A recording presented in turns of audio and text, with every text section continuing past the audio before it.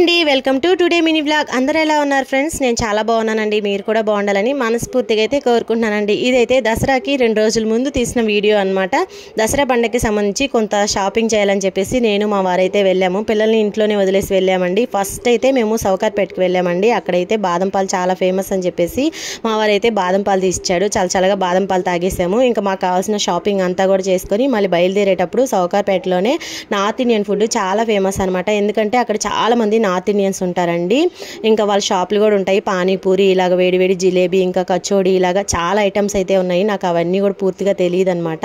ఇంకా అక్కడ ఫ్రెష్గా అయితే చేస్తూ ఉంటారు. అందుకని మా వారైతే వేడివేడిగా జిలేబీ అయితే తీసుకున్నారండి. మా వారికి వేడివేడిగా తినడం అంటే ఇష్టం అంట. అదేంటో కానీ నాకు వేడివేడిగా స్వీట్స్ ఏవి కూడా ఎక్కువ తినలేనండి. వెగటు కొట్టేసినట్లు అనిపిస్తుంది. అలాగే మీకు కూడా అనిపిస్తుందా? కమెంట్ చేయండి. అవును, మీలో ఎంతమందికి నార్త్ ఇండియన్ ఫుడ్ అంటే ఇష్టమో కమెంట్ చేయండి. ఏ ఫుడ్ అంటే ఇష్టమో కూడా కమెంట్ చేయండి. వీడియో నచ్చితే లైక్ చేయండి. ఛానల్ని ప్లీజ్ సబ్స్క్రైబ్ చేయండి.